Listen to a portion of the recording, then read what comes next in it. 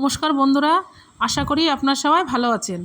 আজকে আমি আপনাদের বানিয়ে দেখাবো ডাব চিংড়ি।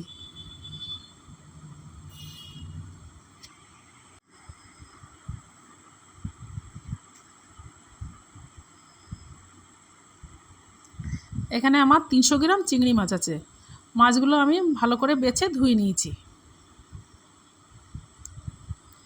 ডাবের মধ্যে থেকে আমি শ্বাস কিছুটা বের করে নেব।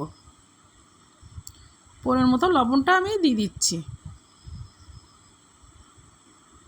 পরিমাণ মতো হলুদ দিয়ে দিচ্ছি।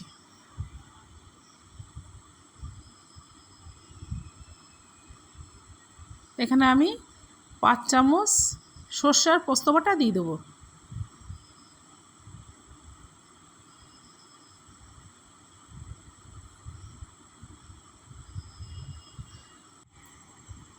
এখানে আমি 2 চামচ ডাবের শাঁস দিয়ে দেবো।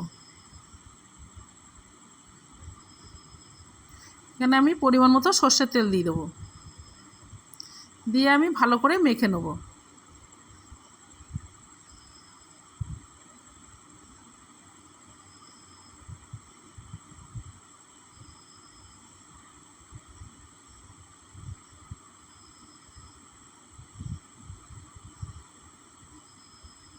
দেখুন মাখা আমার হয়ে গেছে।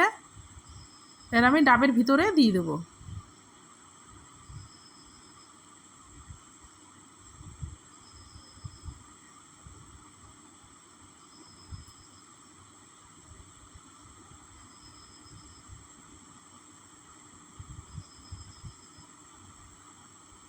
উপর দিয়ে আমি সর্ষের তেল দিয়ে দেবো, কয়েকটা চেরা কাঁচা লঙ্কা দিয়ে দেবো।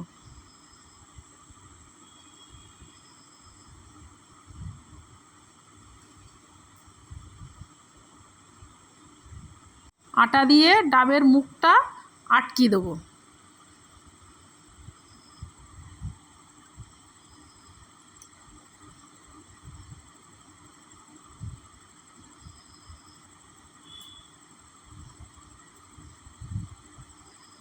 আটকানো আমার হয়ে গেছে।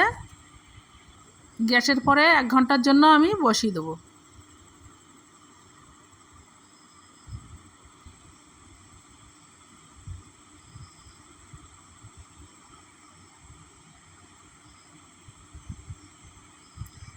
মুখটা খুলে আমি একটু নেড়ে চেড়ে দিচ্ছি। দেখুন হয়ে গেছে, আমি নামিয়ে নিচ্ছি।